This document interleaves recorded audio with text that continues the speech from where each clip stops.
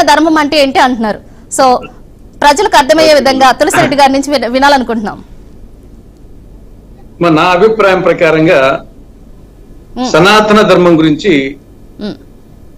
అటు పవన్ కళ్యాణ్ గారి ఇటు ఉదయనిధి స్టాలిన్ గారి ఇద్దరి అభిప్రాయాలు, ఇద్దరి అవగాహనలు, ఇద్దరి ఆలోచనలు కూడా కరెక్ట్ కాదు అని నా అభిప్రాయం. ఇద్దరు ఎక్స్ట్రీమ్ తీసుకున్నారు. సనాతన ధర్మానికి ఒకవైపు ఒకరి ఎక్స్ట్రీమిటీ, ఇంకోరు ఎక్స్ట్రీమిటీ. కాబట్టి ఇద్దరి ఆలోచనలు, అవగాహనలు కరెక్ట్ కాదని నా అభిప్రాయం.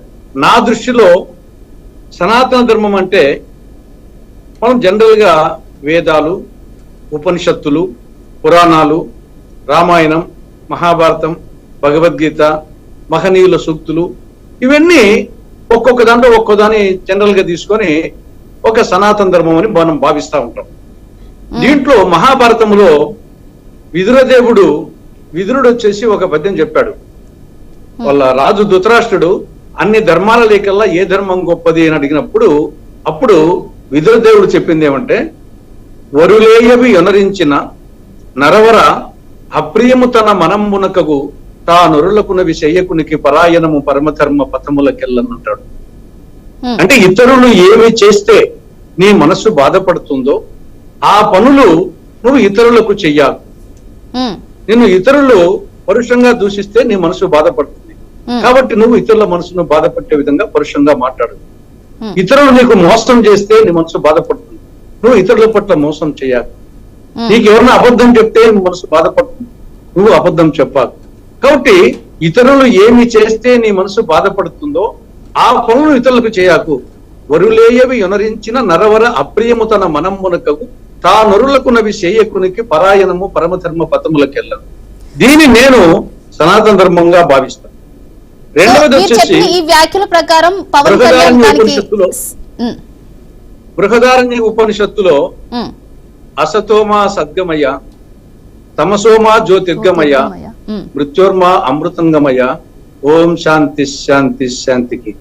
ఓ భగవాన్, ఓ అల్లా, ఓ రహీం, ఓ రామ్, నన్ను అసత్యం నుండి సత్యం వైపు, చీకటి నుండి వెలుగు వైపు, మృత్యువు నుండి అమృతత్వం వైపు నడిపించు అని బృహదారణ్య ఉపనిషత్తులో ఉన్నటువంటి ఆ సూక్తిని నేను సనాతన ధర్మంగా భావిస్తాను.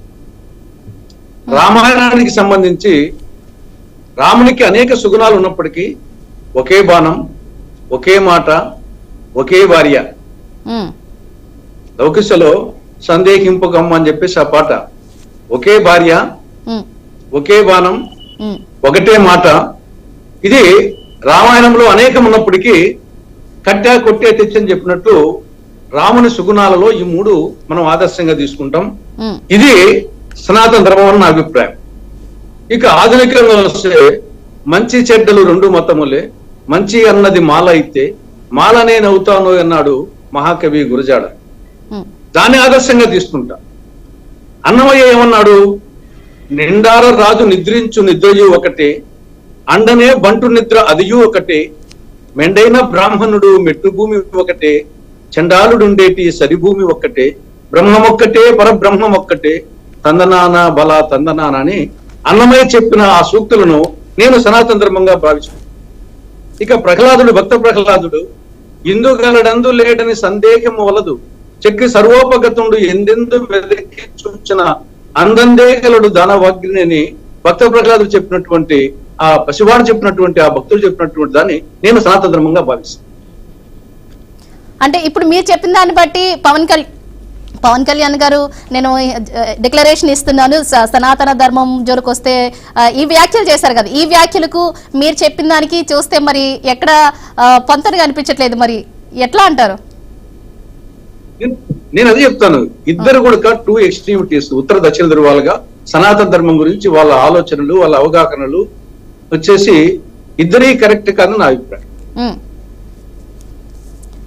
సో అజయ్ గారు చెప్పాలి. ఇప్పుడు మన సంస్కృతిలో మాతృదేవోభవ, పితృదేవోభవ, ఆచార్య దేవోభవ, అతిథి దేవోభవ, ఇది సనాతన ధర్మం. అంటే మన తల్లి, మనం ఆరాధించే శ్రీరామచంద్రుని కంటే, మనం ఆరాధించే వెంకటేశ్వరుని కంటే, మనం ఆరాధించే ఆంజనేయ స్వామి కంటే తల్లి ఎక్కువ. మాతృదేవోభవ, పితృదేవోభవ, ఆచార్య దేవోభవ, అతిథి దేవోభవ. దీన్ని సనాతన ధర్మంగా భావిస్తాను నేను. తర్వాత నేను చెప్పాను హిందూ గలడు హిందూ లేడని. కాబట్టి భక్త ప్రహ్లాద్ చెప్పినప్పుడు రాముడు అయోధ్యలోనే కాదు, వెంకటేశ్వర స్వామి తిరుమలలోనే కాదు, మా ఊర్లో వెంపల్లో ఉన్నాడు, మా ఇంట్లో ఉన్నాడు, నాలో ఉన్నాడు. కాబట్టి అయోధ్యకు పోతేనే రామభక్తుడు కాదు, తిరుమలకు పోతేనే వెంకటేశ్వర భక్తుడు కాదు. హిందూ గలడు హిందూ లేడు అని సందేహం వలదు. అంటే ఆ స్తంభంలో ఉన్నా అంటే స్తంభంలో ఉన్నాడు అన్నాడు, చూపించాడు. కాబట్టి సర్వాంతర్యామి, దాని ఒక అతీత శక్తి, దాన్ని ఏ పేరుతోనో పిలవచ్చు.